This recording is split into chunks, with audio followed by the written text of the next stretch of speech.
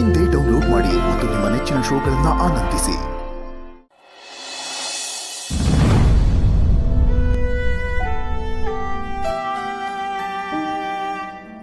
ಅಪ್ಪ, ನಾನು ಜೀವನದ ಯಾವುದೇ ಹಂತದಲ್ಲಿ ಏನೇ ನಿರ್ಧಾರ ತಗೊಂಡ್ರು ಪ್ರತಿ ಕ್ಷಣದಲ್ಲೂ ನೀವು ನನ್ನ ನೆನಪಾಗ್ತಿದ್ರಿ. ನಾನು ಈಗಲೂ ಒಂದು ನಿರ್ಧಾರ ಮಾಡಿದ್ದೀನಿ. ಅದು ಸರಿನೋ ತಪ್ಪೋ ನನಗೆ ಗೊತ್ತಾಗ್ತಿಲ್ಲ. ನಾನು ಮನಸ್ಸಿನ ಮಾತು ಕೇಳ್ತಾ ಇಲ್ಲ, ನನ್ನ ಬುದ್ಧಿ ಮಾತು ಕೇಳ್ತಾ ಇದ್ದೀನಿ. ಜೀವ ಇರೋರಿಗೆ ಜೀವನ ಸಿಗೋದು ಮುಖ್ಯನಾ ಅಥವಾ ನಿಮ್ಮ ಸಮಾಧಿ ಇರೋ ಜಾಗ ಮುಖ್ಯನಾ ಅಂತ ನಾನು ತೂಕ ಮಾಡಿದೆ. ಮಲ್ಲಿ ಜೀವನ ಮುಖ್ಯ ಅಂತ ನನ್ಗನ್ನಿಸ್ತುಪ್ಪ. ಅದಕ್ಕೆ ನಿರ್ಧಾರ ಮಾಡಿದೆ. ಯಾವುದು ಸರಿನೋ ಯಾವುದು ಯೋಗ್ಯವೋ ಅದೇ ನಿರ್ಧಾರ ಮಾಡ್ತಾ ಇದ್ದೀನಿ.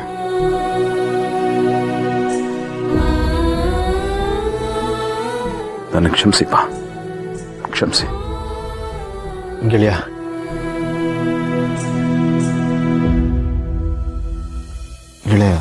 ಇನ್ನೊಂದೇ ಒಂದ್ಸಲ ಯೋಚನೆ ಮಾಡಿ ನೋಡ. ಇಲ್ಲ ಕಣ, ನನ್ನ ನಿರ್ಧಾರ ಮಾಡಿದ್ದಾಗಿದೆ.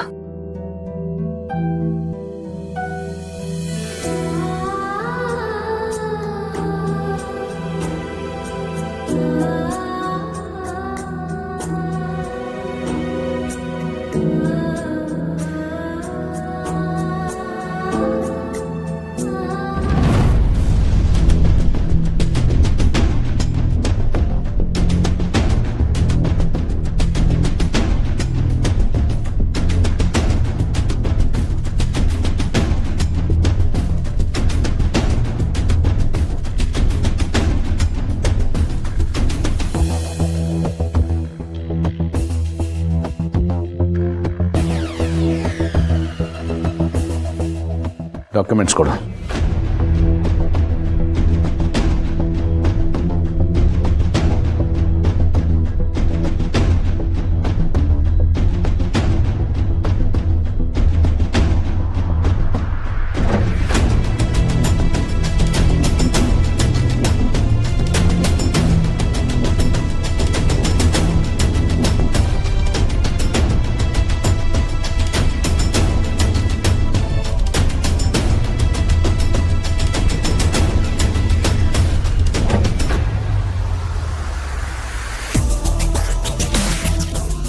ಸೈನ್ ಮಾಡು.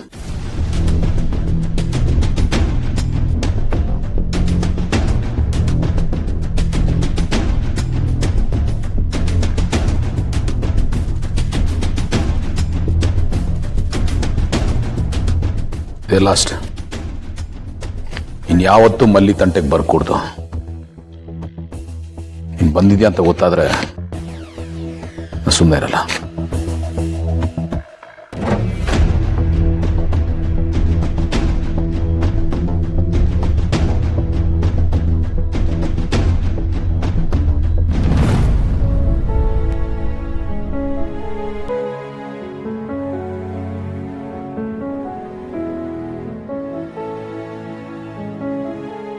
ಅಪ್ಪ, ನಾನು ಮತ್ತೆ ಇಲ್ಲಿಗೆ ಬರೋಕ್ಕಾಗುತ್ತೋ ಇಲ್ವೋ, ಅವನು ಬಿಡ್ತಾನೋ ಇಲ್ವೋ ನನಗೆ ಗೊತ್ತಿಲ್ಲ. ಆದ್ರೆ ನೀವು ಮಾತ್ರ ನಾನು ಎಲ್ಲೇ ಇದ್ರೂ ಯಾವಾಗಲೂ ನನ್ನ ಜೊತೆಗಿರಿ. ಅಷ್ಟೇ ನಾನು ನಿಮ್ಮನ್ನು ಕೇಳ್ಕೊಳ್ಳೋದು. ನೀವು ಯಾವಾಗಲೂ ಒಂದು ಮಾತು ಹೇಳ್ತಾ ಇದ್ರಿ, ನಮ್ಮಿಂದ ಯಾರಿಗೂ ತೊಂದರೆ ಆಗಬಾರ್ದು, ಅನ್ಯಾಯ ಆಗಬಾರ್ದು, ನಾವು ಇನ್ನೊಬ್ಬರು ಕಣ್ಣೀರು ಒರೆಸೋ ಕೆಲಸ ಮಾಡಬೇಕು ಅಂತ. ಅದಕ್ಕೆ ಅನುಗುಣವಾಗಿ ನಾನು ನಡ್ಕೊಂಡಿದ್ದೀನಿ. ಮಲ್ಲಿನ ಜಯದೇವ್ ಕೊಟ್ಟು ಮದುವೆ ಮಾಡಿದ್ದು ನಾವು. ನಮ್ಮಿಂದ ತಪ್ಪಾಗಿದೆ ಅಂದಮೇಲೆ ಅದನ್ನು ಸರಿ ಮಾಡಬೇಕಾಗಿರೋದು ನಾವೇ ಅಲ್ವಾ? ನನ್ನ ಆತ್ಮಸಾಕ್ಷಿಗೆ ಏನು ಸರಿ ಅನ್ನಿಸ್ತೋ ಅದನ್ನು ಮಾಡಿದ್ದೀನಪ್ಪ. ಪ್ರಾಯಶಃ ನನ್ನ ಜಾಗದಲ್ಲಿ ನೀವಿದ್ದಿದ್ರು ಇದನ್ನೇ ಮಾಡ್ತಿದ್ರಿ ಅನ್ಸುತ್ತೆ.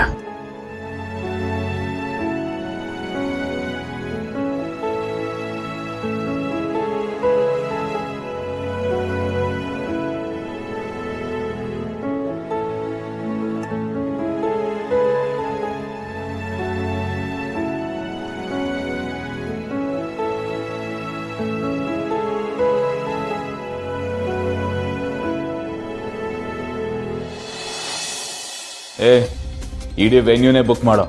ನಮ್ ಫ್ರೆಂಡ್ಸ್ ಅವ್ರ ಫ್ರೆಂಡ್ಸ್ ಎಷ್ಟು ಜನ ಬೇಕಾದ್ರೂ ಬರ್ಲಿ, ಫುಲ್ ಪಾರ್ಟಿ ಸ್ಪಾನ್ಸರ್ ನಾನೇ.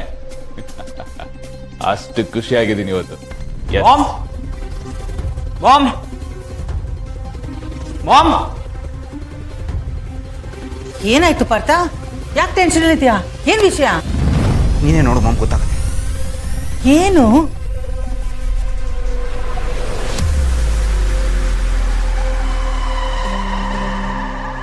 ವಾಟ್? ಸಮಾಧಿ ಜಾಗನ ಗೌತಮ್ ಜೈ ಹೆಸರ್ಗ್ ಮಾಡಿದನ?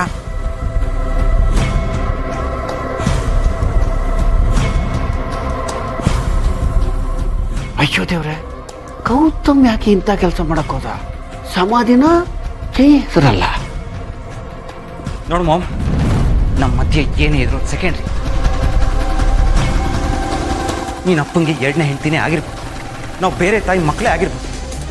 ಆದರೆ 3 ಜನಕ್ಕೆ ತಂದೆ ಒಬ್ಬರೇ. ಈಗ ಅಪ್ಪನ ಸಮಾಧಿ ಮೇಲೆ ಇವನು ಕಣ್ಣು ಬಿಟ್ಬಿಡ್ತು. ಯಾಕೆ ಮಾಮ್ ಇಷ್ಟೊಂದು ಚೀಪ್ ಆಗಿದ್ದಾನೆ ಇವನು? ಇಷ್ಟು ಕೀಳ್ ಮಟ್ಟಕ್ಕೆ ಯಾಕೆ ಹೇಳ್ದೀಯ ನೀನು?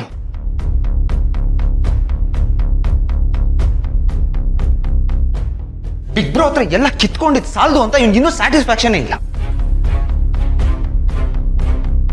ಇವನ್ಗಂತೂ ಫೀಲಿಂಗ್ಸ್, ಸೆಂಟಿಮೆಂಟ್ಸ್ ಎಲ್ಲ ಸತ್ತೋಗಿದೆ. ಆದ್ರೆ ಬಿಗ್ ಬ್ರೋ ಇವನ್ ತರ ಅಲ್ಲ.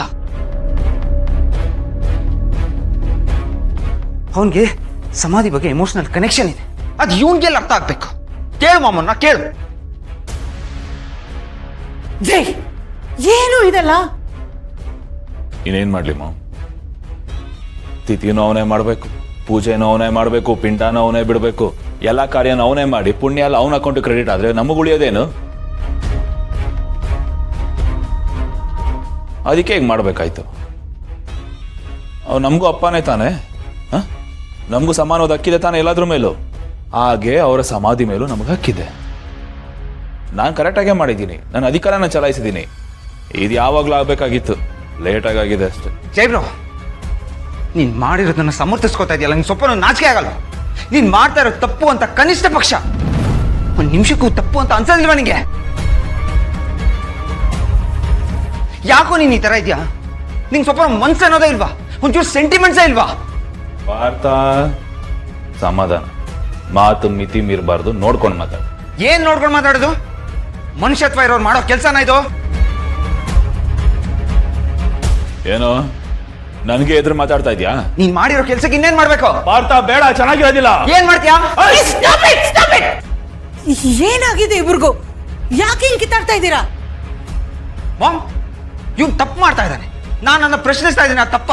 ಏನೋ ಏನ್ ತಪ್ಪು ಮಾಡಿದ್ದೀನಿ ನಾನು?